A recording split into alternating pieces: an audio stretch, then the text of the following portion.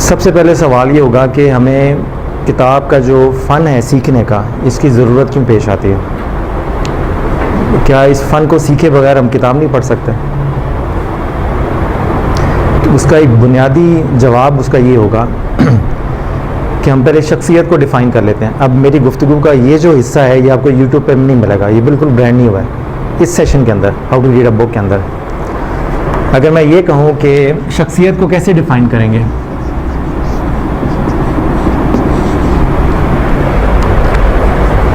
मेरी उर्दू अंग्रेज़ी के स्पेलिंग के लिए पेशी माजरत है। अगर मैं कहूँ शख्सियत को कैसे डिफ़ाइन करें, तो शख्सियत क्या चीज़ होती है? पर्सनैलिटी जिसको हम बोलते हैं। बात को आगे चलाने के लिए मैं एक स्टेप डिफ़ाइन कर देता हूँ कि अमाल के मजमूए का नाम शख्सियत होता है, यानी शख्सियत की बुनियाद अमाल पे होती है। अगर आप इधर तशरीफ़ लाएँ तो ईजी रहेगा देखना, वरना मेहमान खुसूसी की उसमें फिर काफ़ी चीज़ों से महरूम रही इस तरफ तशरीफ़ लाएँ हैं इधर, ताकि आपका विजिबिलिटी आपकी बेहतर है। जिस शख्स की तबीयत में जब आप उसका जायज़ा लेंगे शख्सियत का, तो अगर उसके अमाल अच्छे होंगे तो हम ये कहेंगे वो अच्छी शख्सियत का मालिक है, और अगर किसी शख्स की तबीयत में या शख्सियत में बुरे अमाल ज़्यादा होंगे तो हम कहेंगे कि ये बुरी तबीयत का या शख्सियत का मालिक है।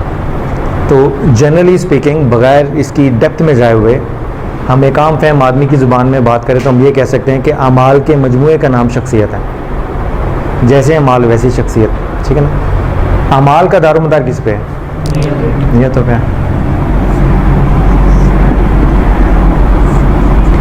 नियत का दारोमदार किस पे है?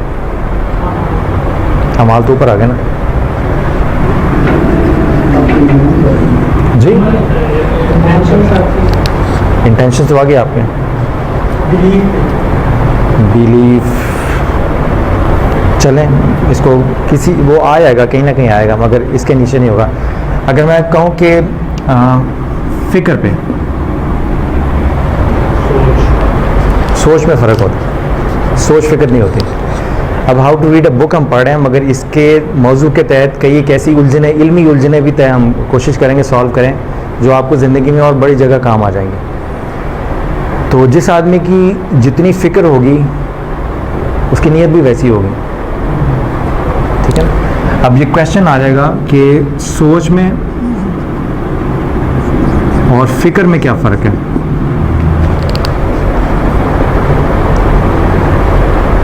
बताइए। सोच तो आपके माइंड में बात आई, अगर उसके आपका इंटरेस्ट डेवलप हुआ है और आप सिंसियर उसके साथ, बैड आर गुड, और आप उसके डेप्थ में जाते हैं और उसको इनके सोचते हैं, उसके पैरामीटर्स और उसके अवामल सोचते हैं कि मैं कैसे करूँ, क्या ना करूँ, ऐसा नहीं होना चाहिए, ऐसा होना चाहिए। जितना आप डीप जाते हैं वो आपकी फिक्र हो जाती है। जितना आप सोच में डीप जाएंगे वो फिक्र होगी। चलिए एक ये जवाब हो गया, और कोई जवाब?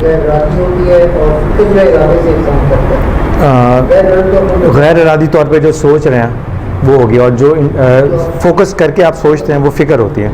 अच्छा ठीक है, ये दूसरा जवाब हो गया। और कोई? अगर आपने सोच और फ़िक्र में फ़र्क को देखना है तो इसका आसान तरीन हल ये है कि पहले आप ये डिफ़ाइन कर लें कि सोच क्या होती है। अभी मैंने कंपैरिजन में पूछा है कि सोच और फ़िक्र के दरमियान फ़र्क क्या है। अगर हम फ़िक्र को एक लम्हे के लिए साइड पे कर दें और सिर्फ फोकस करें कि सोच क्या चीज़ है, जिसको थिंकिंग बोलते हैं, तो इसको डिफ़ाइन करें, सोच क्या चीज़ होती है। हम में से अक्सर कोई ना कोई कभी ना कभी सोचता तो होगा ना। तो जब आप सोच विचार कर रहे हो तो क्या कर रहे होते हैं?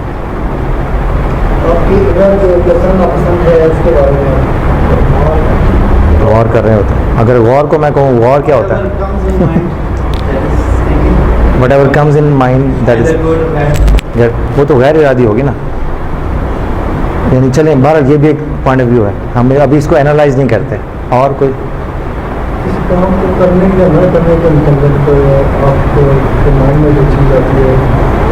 एग्जैक्ट। अगर आप बड़ी डीपली कभी अकेले बैठ के जब आप सोच रहे हो, तो जिस मौजू पर सोच रहे हैं उससे हट के ये सोचें कि आप सोच किस तरह से रहे हैं, तो आपको सोच की डेफिनेशन पता चल जाएगी।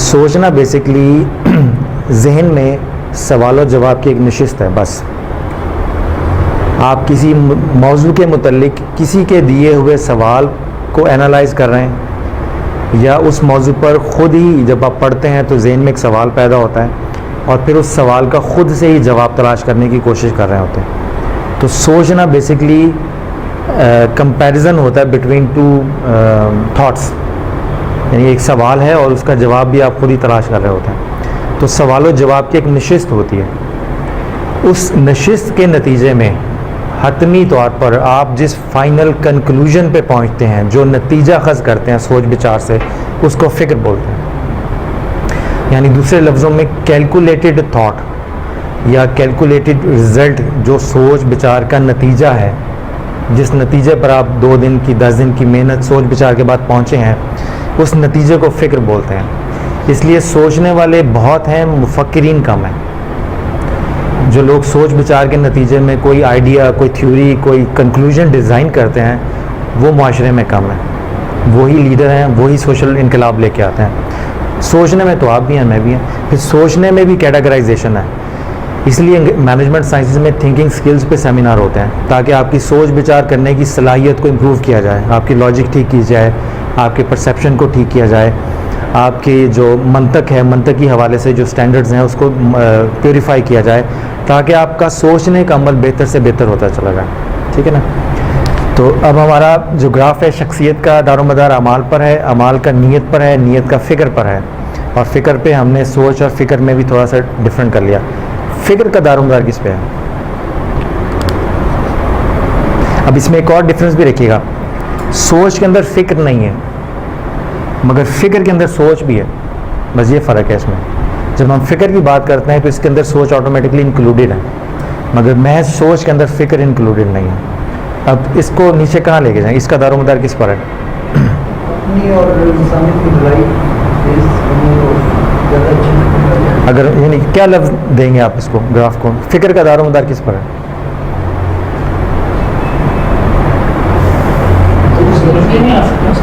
जी, मुस्तकबिल क्या चीज़ है? वो तो टाइम है।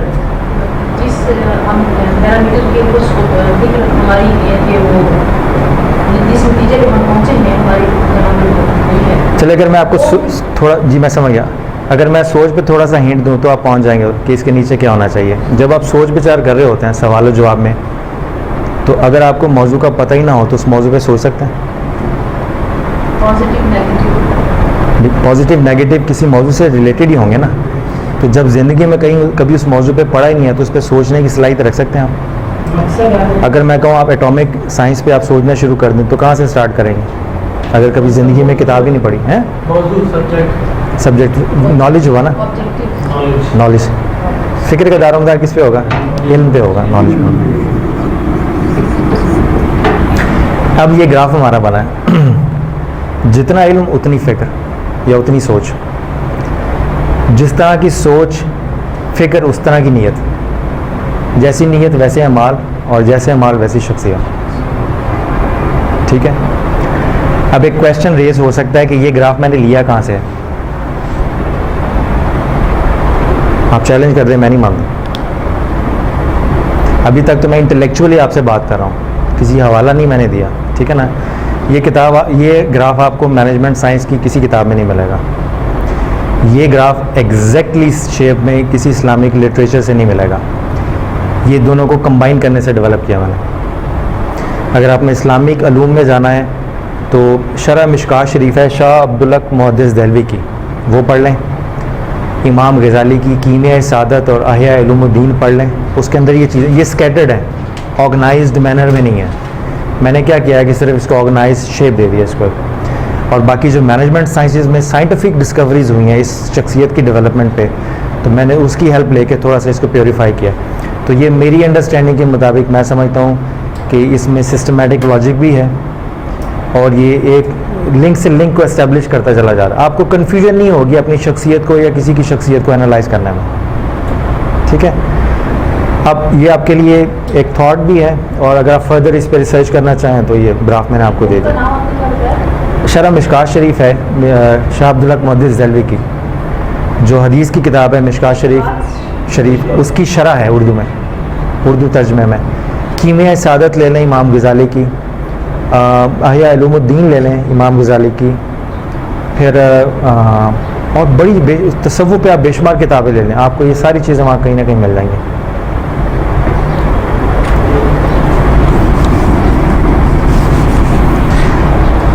ये जुडिशल एकेडमी में मैंने लेक्चर्स दिए थे एटिकेट्स और मैनर्स पे, उस पर मैंने थॉरली मज़ीद डिटेल में इस पर फर्दर डिस्कशन किया है, तो वो मैं अभी नहीं करूँगा क्योंकि हमारा मौजू किताब का है। सिर्फ आपको बेसिकली एक सवाल का जवाब था कि हमें किताबों को पढ़ने के फ़न को समझने की क्या ज़रूरत है। अब ये नॉलेज तक हम आ गए। अब आप नॉलेज पे जाएं तो नॉलेज कहाँ से लेंगे आप? ये एक सोच है। अगर हम यूँ कर लें कि नॉलेज हम लेंगे उस्ताद से, ठीक है ना। अब असातिज़ा की दो किस्में हैं, एक तो वो हैं जो ज़िंदा और हाजिर हैं, और एक वो हैं जो इस वक्त हमारे दरमियान मौजूद नहीं है, ठीक है ना। तो हाजिर हो गए, गैर हाजिर। प्रोफेसर साहब से आपने इक्तिसाब इल्म हासिल करना है ताकि इसकी बुनियाद पे अपनी अच्छी शख्सियत डेवलप कर सकें। तो जब आप इनके पास आते हैं इल्म हासिल करने के लिए तो क्या कहेंगे? अपना सवाल इनकी खिदमत में पेश करेंगे, ऐसे ही है ना। फिर वो अपने तजर्बे की रोशनी में आपको उसके जवाब से नवाजेंगे, ऐसे ही है ना। तो यहाँ आपकी क्या जिम्मेदारी होगी?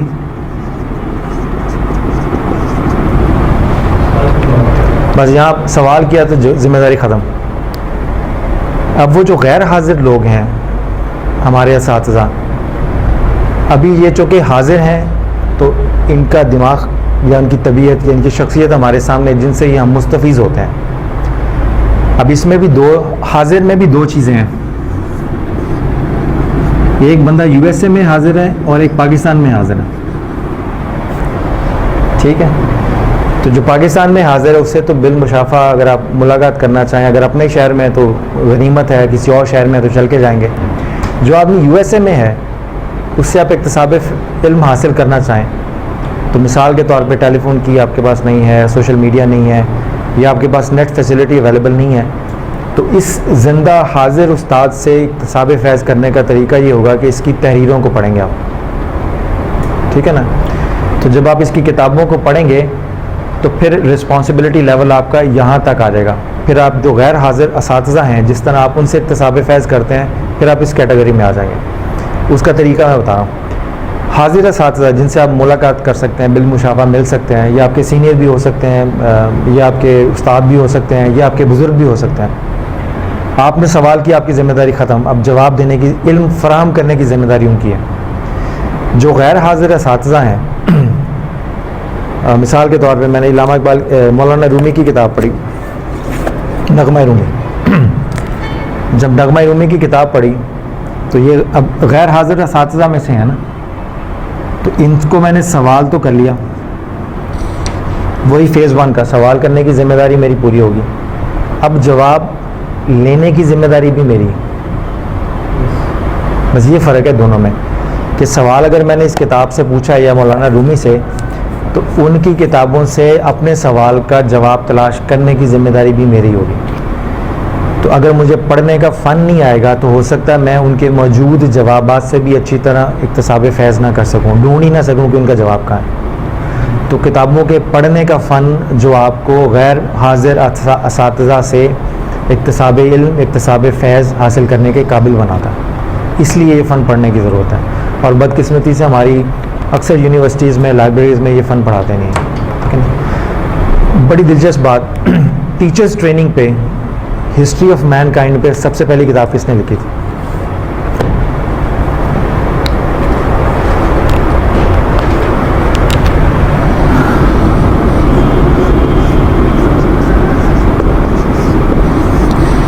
आज से 850 साल पहले इमाम ज़रनुजी ने छोटा सा किताबचा लिखा था टीचर्स ट्रेनिंग के ऊपर। मुक्तदरा कौमी ज़ुबान वालों ने उसका उर्दू ट्रांसलेशन किया। उसके अंदर एक चैप्टर किताबों के पढ़ने के फ़न के ऊपर है। तो आप अंदाज़ा लगा लें, हमारे बुज़ुर्ग जब 800 साल पहले, किसी को होश नहीं था इस फ़न का भी, तो अपने स्टूडेंट्स को किताब पढ़ने का फ़न सिखाया करते थे ताकि उनका इक्तिसाबी इल्म हासिल करने की सलाहियत इम्प्रूव हो जाए। ये मुख्तसर सी एक सवाल का हमने जवाब देखा था कि किताबों के पढ़ने का फ़न क्यों ज़रूरी है। इसका आसान जवाब भी था एक जुमले में, वो मैंने नहीं दिया, मगर मैंने सोचा आपको बैकग्राउंड दे दूं ताकि ये बैकग्राउंड आपको ज़िंदगी में और बेशुमार इश्यूज़ पर अप्लाई करने में मददगार साबित होगा। ठीक है जी, यहाँ तक कोई क्वेश्चन है, कुछ चीज़ आपके समझ में ना, फिर मैं आगे चलूँ? क्लियर है?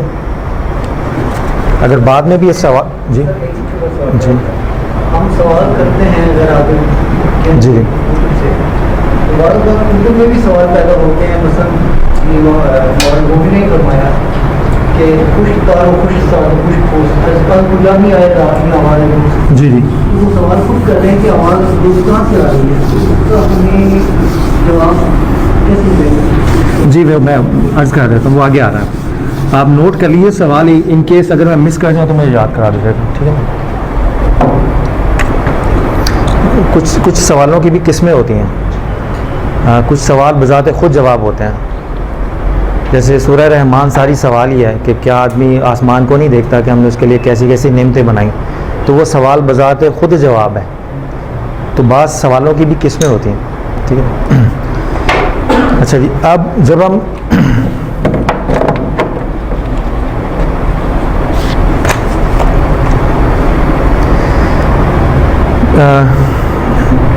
तीन लेवल डिफ़ाइन करते हैं पढ़ने के, किसी भी किताब को पढ़ें, और वो इंग्लिश की है, उर्दू की, कोई भी किताब है।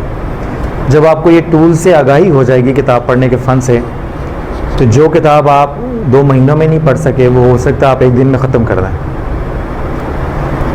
बेसिकली। और फिर आपको ये भी पता होगा कि जो किताब आप समझ रहे हैं आपने पढ़ ली है, क्या वो वाकई पढ़ ली है? महज वर्क गर्दाने से और कुछ जुमले पढ़ लेने से और आगे पीछे कुछ तारुफ हासिल कर लेने से किताब पढ़ना नहीं होता। किताब से वाकफियत होगी आपकी, किताब को नहीं पढ़ा आपने, दोनों चीज़ों में फ़र्क है। तो आप जब भी किसी किताब को पढ़ें तो बेसिकली उसके 3 लेवल्स डिफ़ाइन कर लें।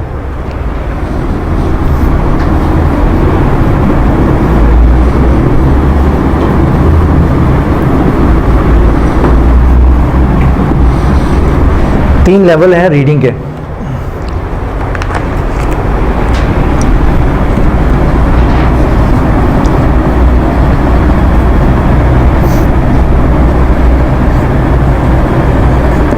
एक तो ये है आपका एलिमेंट्री लेवल है,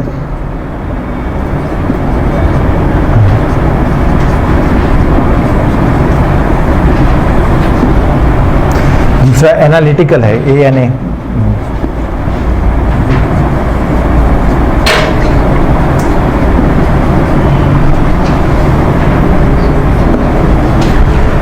और आपका तीसरा है कंपैरेटिव लेवल है आपका।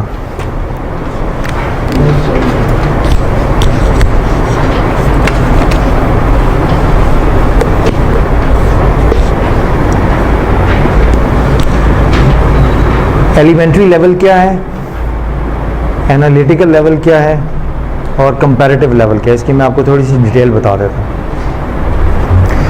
जब आप कोई किताब शेल्फ से उठाते हैं, किसी बुक शॉप पे हो या ख़रीद के आप घर ले आए, तो आपने उसका तो देखा पहले कि टाइटल क्या है, लिखी किसने है, तर्जमा किसका हुआ है, पब्लिशर कौन है, आपके हाथ में इसका कौन सा एडिशन है। बाज़ किताबें होती हैं वो कई एडिशन छपते हैं।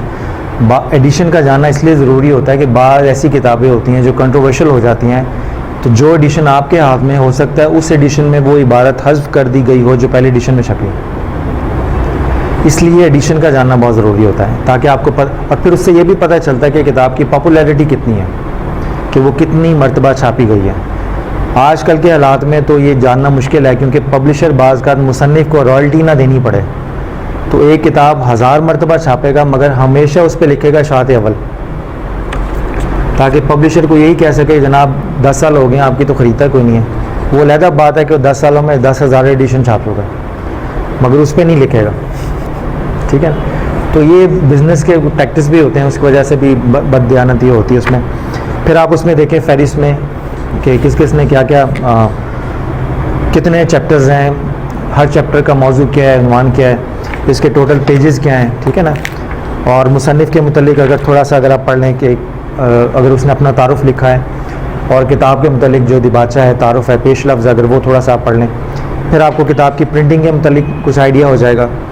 पब्लिशर के मुतल्लिक जानना क्यों ज़रूरी है? आप किताब ख़रीदें मौजू के लिए, पब्लिशर के मुतल्लिक जानना क्यों ज़रूरी है? कि जो अनेक पब्लिशर होते हैं वो अच्छी किताबें शायद करते हैं, नकल भी करते हैं। हाँ, एक किताब के बारे में शायद हाँ, बाज़ पब्लिशर इन्होंने फरमाया ऐसे होते हैं जो प्रोफेशनलिज्म मेंटेन रखते हैं, किसी की किताब बगैर इजाज़त नहीं छापेंगे, पायरेटेड एडिशंस नहीं छापेंगे, थिंग्स लाइक दैट। इसके अलावा क्या रीज़न हो सकती है? तो जो मटीरियल होता है वो ऑथेंटिक, बिल्कुल। अगर मैं यूँ कहूँ कि पब्लिशर के मुतालिक जानना इसलिए ज़रूरी है कि बाज़ पब्लिशर बाज़ मखसूस कंट्रोवर्शियल इश्यूज़ के ऊपर किताबें छापने में बदनाम होते हैं। तो अगर आपको किताब के अंदर पहली दफ़ा छपी है, मुसन्निफ़ भी पहला है, तो आप पब्लिशर को देख के अंदाज़ा लगा सकते हैं कि इसने किस मिजाज की किताब छापी होगी। बाज़ पब्लिशर ज़ियाउल कुरान है, तो आप जैसे नाम पढ़ेंगे आप समझेंगे दीनी किताब छपी होगी। फिरोज़ है तो आप समझ लेंगे कमर्शियल बुक छपी होगी। इस तरह और दोस्त पब्लिकेशन है तो आपको समझ जाएंगे कि उनका एक ख़ास मिजाज है कि वो कुरान के हवाले से किताब छापेंगे, हदीस के हवाले से वो बिल्कुल ही टच नहीं करते। तो हर पब्लिशर का कोई ना कोई अपना खसूसी इम्तियाजी खसूसियत होती है जिसकी वजह से वो मशहूर होता है। तो ये आपको छोटी छोटी टिप्स हैं। अब ये जो बेसिक इंट्रोडक्शन है किताब का, इसको आप यूँ कह सकते हैं एलिमेंट्री लेवल। इस बेसिक इंट्रोडक्शन के भी आगे कई सवाल हैं जो आप किताब के हवाले से अगर आप जानना चाहें तो वो सारे के सारे एलिमेंट्री लेवल पे आएंगे। ठीक है। इसका दूसरा है रिसर्च एनालिटिकल लेवल, रिसर्च। ठीक है ना। अब मैंने किताब का बेसिक इंट्रोडक्शन ले लिया, अब मैंने किताब को खोल के पढ़ना शुरू किया और अब चैप्टर वाइज चैप्टर पढ़ता चला जा रहा हूँ। अब मैं डिटेल से उसके एक एक लफ्ज़ को पढ़ रहा हूँ, उसको हाईलाइट भी कर रहा हूँ पेंसिल के साथ, साइड पे उसके नोट्स भी बना रहा हूँ। ठीक है ना। ये सारी चीज़ें जब मैं इसमें नोट कर लेता हूँ, मेंशन कर लेता हूँ, तो पूरी किताब को मैं तरतीब से जब बड़ी तवज्जो से पढ़ता हूँ तो वो आपका लेवल हो जाएगा एनालिटिकल लेवल। ठीक है ना। और कंपैरेटिव लेवल क्या होगा ये मैं बाद में बताता हूँ। इन दो चीज़ों को अगर आप उर्दू में डिफ़ाइन करना चाहें तो वो यूँ होगा कि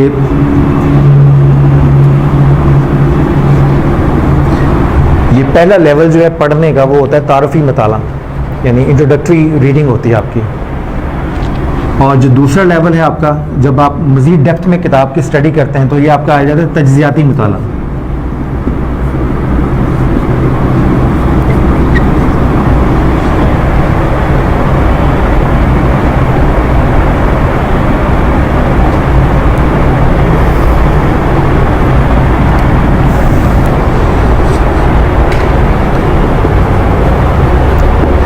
अब जो फर्स्ट लेवल है एलिमेंट्री लेवल का, इसमें फोकस किस पे होता है?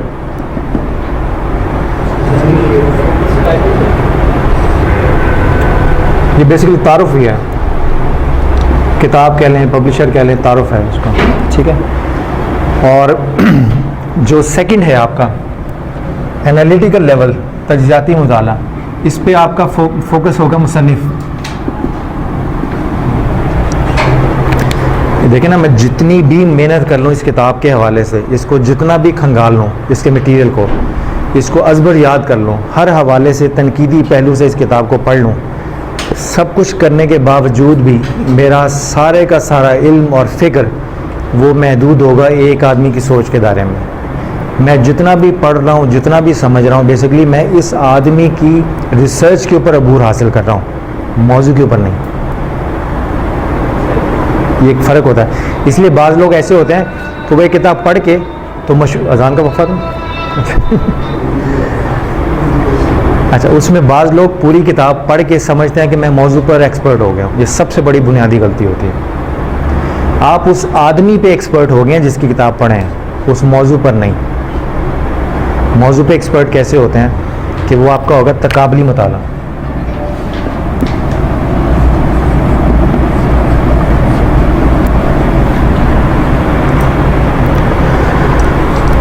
और इसको अगर आप यूं करें तो ये होगा तस्दीक, या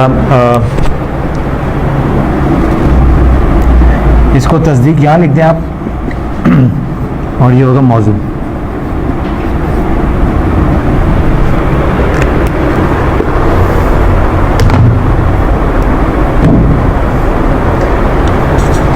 आप लोग इतनी गर्मी में आए हैं, तशरीफ़ लाए हैं, तो कम से कम ये बात मैं बड़े इत्मीनान के साथ कह सकता हूँ कि पूरे पाकिस्तान में आप घूमें, पूरे पाकिस्तान की लाइब्रेरी खंगालें, जो कुछ आज आप सीखेंगे आपको कहीं से नहीं मिलेगा। तो कम से कम आपके आने का ये फ़ायदा आपको ज़रूर होगा, ठीक है ना। तो वो चीज़ आपको दे रहा हूँ जो आपको किताबों में नहीं मिलेगी इंशाल्लाह। मुझे भी आसानी से नहीं मिली मगर यही कुर्बानी देनी होती है कि जब इंसान गर्मी से घबरा के घर में एसी में बैठा हो और आप सड़क पे धक्के खा रहे हो, पसीना बहा रहे हो, यही कुर्बानी होती है लड़की। इस कुर्बानी के दिए बगैर आपको मिलता कुछ नहीं है। तो अगर आप तशरीफ़ लाए हैं तो कुछ लेके जाएंगे इंशाल्लाह ताला। अब कंपैरेटिव लेवल क्या होगा कि ये दोनों लेवल्स तो एक ही किताब के इर्द गिर्द घूमेंगे ना, और ये दोनों लेवल किताब के और मुसन्निफ़ के ऊपर फोकस करेंगे। अब सवाल ये पैदा होगा कि जो कुछ आदमी ये बोल रहा है, क्या ये सच बोल रहा है? इसने अपना सच तो अपने हवालों के साथ साबित करने की कोशिश की है, मगर जब ये आपकी अदालत में पेश हो तो आपने भी अपने हवालों से चेक करना है ना कि कहीं उसने अपने हवाले जो दिए हैं उसमें डंडी तो नहीं मारी। जो हवाले उसने अपनी किताब में नकल किए हैं, जिस किताब से, उस किताब का हो सकता है कोई ख़ास हिस्सा ले लिया हो, उससे मुराद उस मुसन्निफ़ की वो ना हो जो इसने पेश कर दिया। या जिस मौजू पे ये आदमी तहकीक कर रहा है, मिसाल के तौर पे कुछ लोगों ने तहकीक की कि जी कुरान पाक की सब कुछ है, हदीस की तरफ जाने की ज़रूरत नहीं है, इस तरह भी लोगों ने किताबें लिखी हैं। तो आप उसके दावे को एनालाइज करना चाह रहे हैं, तो जब उसकी किताब ही पढ़ेंगे वो तो एक ही पॉइंट ऑफ व्यू पे है। ये दो लेवल। कंपैरेटिव लेवल में होता ये है कि आप फिर उस आदमी की तहकीक को बाकी मुसन्निफ़ीन या कुतुब की रोशनी में इवेल्युएट करते हैं। इसको बोलते हैं कंपैरेटिव एनालिसिस। कंपैरेटिव एनालिसिस किसी मौजू पर एक किताब पढ़ने से नहीं हो सकता, नामुमकिन है।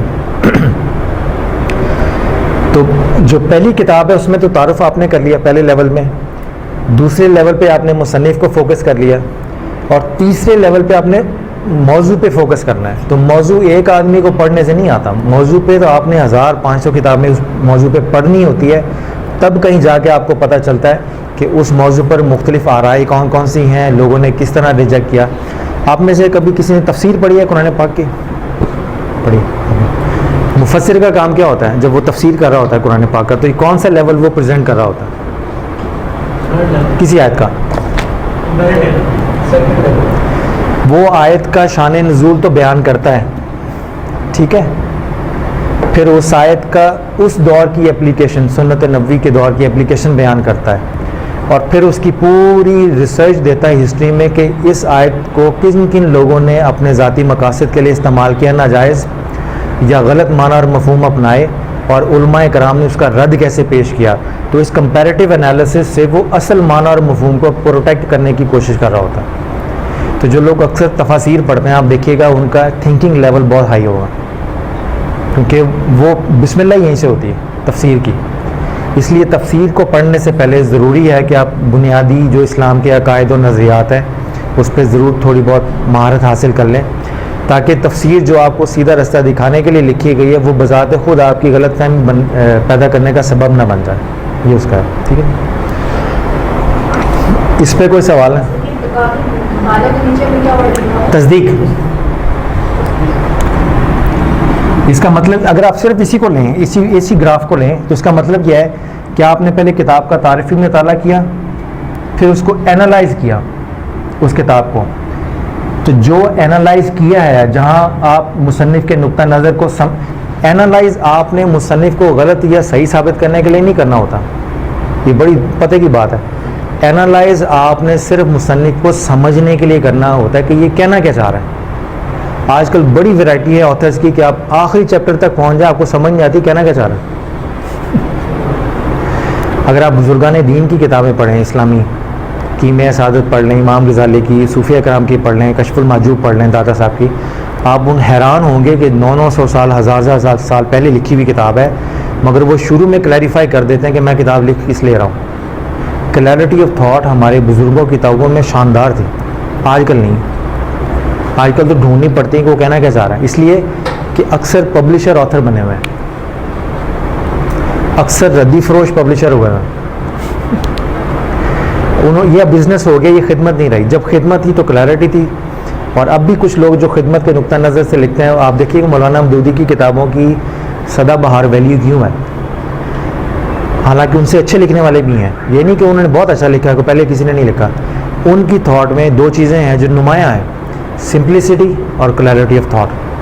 कि आम रेडी लगाने वाला भी पढ़ रहा है, उसको समझ आ रही है कि कहना क्या चाह रहे हैं। और अगर कोई माहिर आलिम दीन भी पढ़ा है तो उसको भी समझ आ रही है कि वो कहना क्या चाह रहा है। तो जब आप रेडी लगाने वाले से एक आम आदमी के लेवल से लेके एक हाई मुफक्किर के लेवल को इक्वली अप्रोच करने की सलाहियत रखते हों, ये सलाहियत बड़ी मुश्किल से आती है। और ये अल्लाह ताला का फ़ज़ल होती है, इसमें मेहनत डेफिनेटली होती है। बाकी मैं यूँ कहूँगा जिस पे अल्लाह का फ़ज़ल हो वो मेहनत करके ये सलाहियत हासिल कर लेते हैं। ठीक है, तो अब तजरिया हो गया। तजरिया आप उस मुसन्निफ़ को समझने के लिए कर रहे हैं, और जब आपने उस मुसन्निफ़ के पॉइंट ऑफ व्यू को समझ लिया, अब आप उसकी तस्दीक कर रहे हैं मुख्तलिफ़ किताबों के हवाले से कि उसका नुक्ता नज़र आप उसी मौजू के दीगर एक्सपर्ट्स की रोशनी में इवेलुएट कर रहे हैं कि ये कितना साउंड है। बस ये फ़र्क क्लियर होगा। और कोई सवाल? क्लैरिटी है? ठीक है, नहीं हम आगे चलते हैं।